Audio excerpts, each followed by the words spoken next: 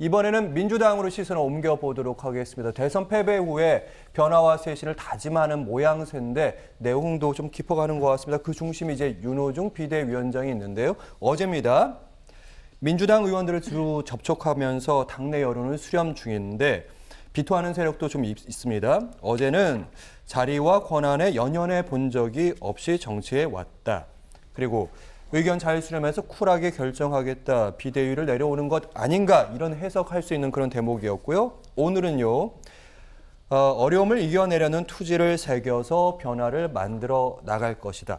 이 얘기는 이제 자리를 지켜 나가겠다 이렇게도 해석할 수 있는 대목인데 사실 민주당 사정이라서 이경 대변인께 얘기를 드릴까 하다 김재수 위원장님께 질문을 좀 드려보면 왜냐하면 지난 총선 때 국민의힘이 패배를 했을 때 그렇죠. 비대위원으로 합류를 하셨잖아요. 그럼요, 예. 어떤 상황인가요, 지금 민주당? 그 비대위라고 하는 것의 본질은 기본적으로 흔들림입니다. 엄청나게 흔들립니다. 왜냐하면 원래 이제 최고위원회를 대신하는 것이 비대위원회인데 비대위원이라고 하는 것이 사실 선출된 권력은 아니거든요. 그래서 비대위원장이 일방적으로 다 임명을 하게 되어 있기 때문에 아무래도 당내 지지 기반이라든지 존립 근거 자체가 취약합니다. 그리고 이제 비대위라고 하는 것이 말 그대로 비상 상황인데 비상 상황에는 당연히 여러 가지 해법들이 나오게 될 거고 자성의 목소리도 여러 가지가 나오게 됩니다. 그러다 보니까 이런 목소리 저런 목소리 이제 민주당에서 나오고 있는데 사실 이번에 비대위가 조금 저희랑 다른 것이 뭐냐면 저희는 지지난해 4월 15일 총선이 끝나고 나서 그 다음 선거가 없었거든요. 당을 재건하는 작업에 저희는 열을 올렸으면 됐을 건데 이번 비대위 같은 경우에는 바로 두 달 뒤에 있을 지방선거를 치러야 됩니다. 만약에 저는 이제 상대당이지만 여기서 윤호중 비대위원장을 흔들어가지고 만약에 이 비대위가 다시 한번 침몰을 하고 나서 다시 비대위가 뜬다 그러면 아마 그 다음부터는 이 지도부가 걷잡을 수 없이 일파만파 당내 내용으로 번질 거라고 저는 확신하고 있습니다. 그래서 남의 당의 얘기니까 제가 좀 조심스럽긴 하지만은 비대위원장은 늘 흔들리는 자리고 비대위도 늘 흔들리는 자리이기 때문에 이제 그만 흔드시고 그 다음에 지방선거를 준비하시는 편이 국민들이 보시기에도 조금 더 납득 가능한 모습이 아닐까 그렇게 보고 있습니다. 네, 선거가 코앞에 왔다. 비상 상황이다 이 말씀인데 민주당을 향해서 쓴소리를 연일 내놓고 있는 이분이 있죠. 오선의 중진인 이상민 의원인데 최근에 밤낮 안 가리는 문자 폭탄으로 고통스럽다 이런 얘기도 하고 있습니다. 그럼에도 불구하고 쓴소리 오늘도 이어지고 있는데 윤호중 비대위 체제 불가피하다면 자아 비판을 냉혹하게 해야 된다. 안 그러면 쇄신이 이뤄질 수가 없다. 이런 얘기입니다. 일단 비대위를 조건부 수용한다 치더라도 패배 원인은 냉정하게 짚자. 그래야지 이제 쇄신이 가능하니까 이런 말인 것 같은데 사실 당내에서는 지금 윤호중 비대위원장 거취로 부글부글한 상황이고 본인은 이제 계속 가려는 의지가 보입니다. 윤호중 위원장 어떻게 될 것 같습니까? 윤호중 위원장 같은 경우는 본인에 대한 비판을 알고 있다. 이렇게 얘기를 했습니다. 알고 있다. 그럼에도 불구하고 좀 중심을 잡고, 그러니까 우리가 지선이 바로 코앞에 있지 않겠습니까? 그렇기 때문에 흔들리는 자리 맞습니다. 근데 흔들리지 않겠다라는 것이죠. 흔들려서는 안 된다라는 것입니다. 그래서 그런 자성의 목소리도 나오는 것도 맞고, 그럼에도 불구하고 누군가는 이 부분에 대해서 흔들리지 않고 가야 되는 것인데, 그 전에 원내대표였었고요. 우리가 또 원내대표를 이제 25일날 선출을 또 합니다. 그러면 저는 개인적으로 비대위원장이 바뀌는 것인가라는 개인적인 생각을 했는데 그런 분위기는 아닌 것 같습니다. 원내대표는 원내대표의 또 역할이 있는 것인 거고요. 비대위원장은 비대위원장으로서 이제 지방선거를 이끌어가는 역할이 있는 것이다. 그리고 전 이상민 의원님의 개인적인 그런 발언에 대해서는 이상민 의원님의 좋은 발언도 많으셨습니다. 그동안에. 그런데 이번에 같은 경우는 그럼 이상민 위원장 같은 경우는 얼마나 이번 대선 때 얼마나 열심히 하셨는가. 본인 스스로가 먼저 자아 비판을 먼저 하셔야 되지 않나. 이경 대변인님 네, 잠시 요 얘기 전에 저희가 맞습니다. 이상민 의원에 대한 얘기를 저희가 조금 해볼까 하는데 예, 윤호중 위원장 그 거취 논란에는 사실 중심에는 한 인물에 대한 그 선호, 불호 이 문제뿐만 아니라요. 대선 패배를 왜 했는가 이 원인에 대한 시각차가 조금 있는 것 같습니다. 민주당 내에서는 김우영 선대위 대변인이 여기에 대해서 우리 당내에 배신자가 있다. 그 사람이 이상민 의원이다. 여기에 이경 전 대변인께서도 참전하셨습니다. 참전했다고요? 네. 전 배신자라는 얘기를 한 적은 없습니다. 배신자라는 얘기는 아니고요. 다만 대선 때 어떤 역할을 얼마나 하셨는지를 잘 알고 있었습니다. 왜 그러냐면 저희 지역구이기 때문이죠. 알고 있는데 이제 와서 민주당 선대위가 마치 윤석열 이제 당선인을 당시에 뭐 악마화했다라고 하는데 민주당 선대위는 누가 봐도 저희가 잘 압니다. 왜냐하면 제가 9개월을 같이 있었기 때문에 언론에서 팩트 체크를 해도 그 부분에 대해서 오히려 선대위가 따라가지 못했던 부분이 있습니다.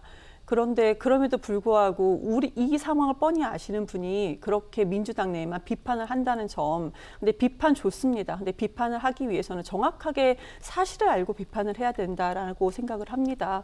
그러면 그동안에 어떻게 역할을 하셨는가? 전혀 솔직히 제가 봤을 때는 전혀 역할을 하지 안 하셨습니다. 문자 몇 번 보내셨던 거, 그 문자를 제가 이제 받은 바 그 정도밖에 없는데요.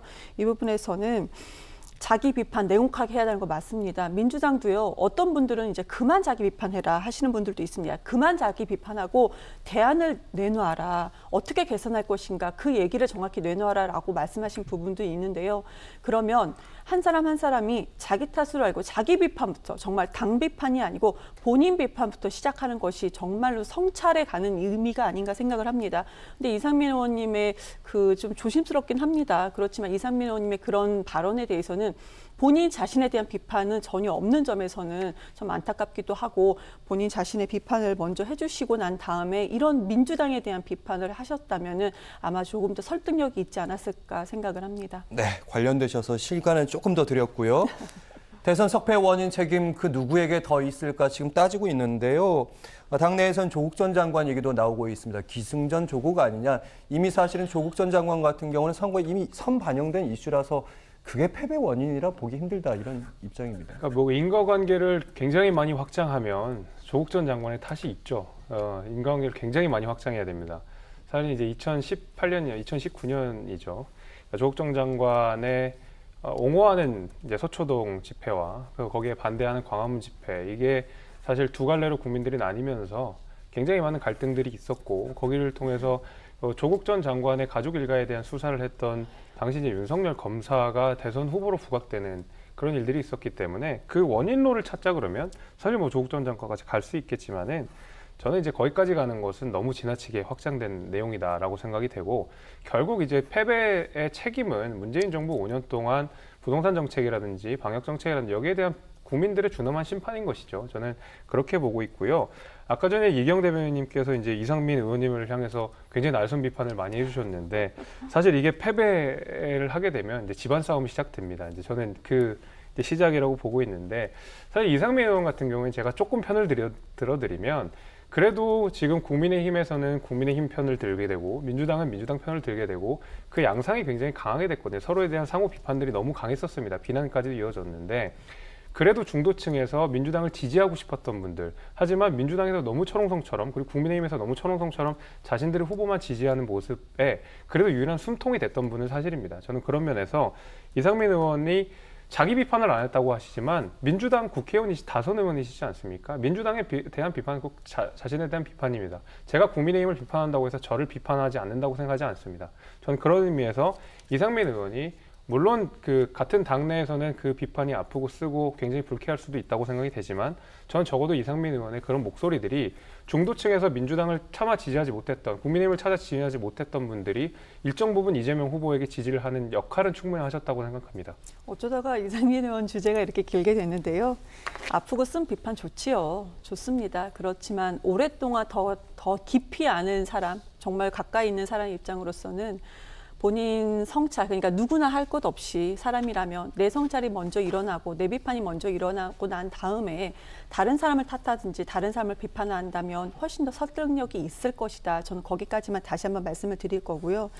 그리고 왜 조 전 장관 얘기가 자꾸 나오는지 참 안타깝습니다. 왜 그러냐면 민주당이 이번에 호남 지역, 특히 이제 광주 지역에서도 지지율이 많이 나온 지역이 어디였냐? 집값이, 부동산 가격이 높은 지역이었습니다. 서울도 마찬가지고요. 모든 지역이 다 마찬가지입니다. 부동산 가격이 높은 지역에 국민의힘 지지율이 많이 나온 건 사실입니다.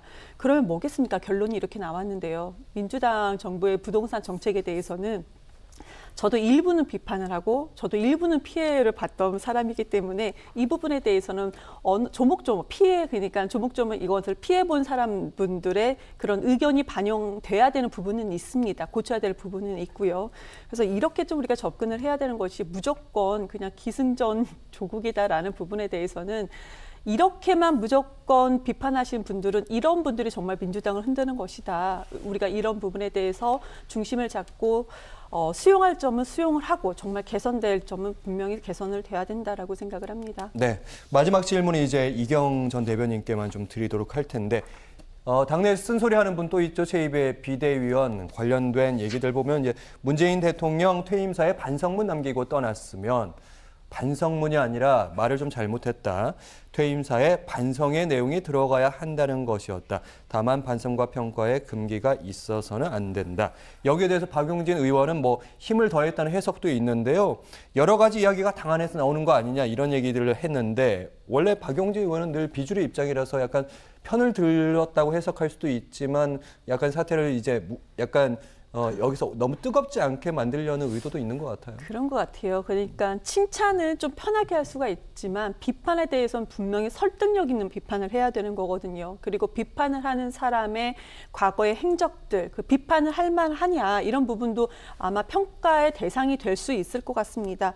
박용진 의원이 그동안 했던 비판에 대해서는 어느 정도 설득력이 있었다. 우리 당에서 또 조홍천 의원도 비판을 많이 하지 않으십니까? 정말로 저는 설득력이 있었다라고 생각합니다. 맞다. 저런 부분에 대해서 민주당이 고쳐야 된다라고 생각을 했었거든요. 그런데 최이배 의원의 이번에 발언에 대해서는 저도 이 부분에 대해서 몇 마디를 좀 얹기는 했지만 반성문이란 부분에 대해서 그리고 또 다시 반복되는 얘기지만 그러면 이번 대선에서 최이배 이제 전 의원이시죠. 지금 현재는 이제 비대위원인데 어떤 역할을 했냐? 그분의 행적이 전혀 지금 확인된 바가 없습니다. 작은 역할을 할 수도 있었죠. 그렇지만 얼마나 절박하게 했었느냐. 그럼 민주당이 그때 당시에는 그럼 내부에서라도 이런 부분에 대해서 지적을 어느 정도 했었느냐. 그리고 내부로는 지적하지만 외부로는 민주당을 사랑하는 마음으로 아니면 이재명 후보를 당선시키기 위해서 본인은 얼마나 노력을 했었느냐. 네. 이런 노력 여하가 전혀 좀 확인되지 않는데 무조건 문재인 대통령을 비판한 부분에 대해서는 아마 이건 문재인 대통령을 지지하시는 분들이 이 부분에 대해서 조금 용납이나 설득을 못 하시는 것 같습니다. 네, 쓴소리 할 수 있는데 행동도 같이 도왔으면 어땠을까 하는 그런 말씀이신 것 같아요. 자, 지금까지 정치권 소식 이경 민주당 전 대변인 그리고 김재석 국민의힘 도봉구갑 당협위원장과 함께했습니다. 잘 들었습니다. 고맙습니다. 고맙습니다. 감사합니다.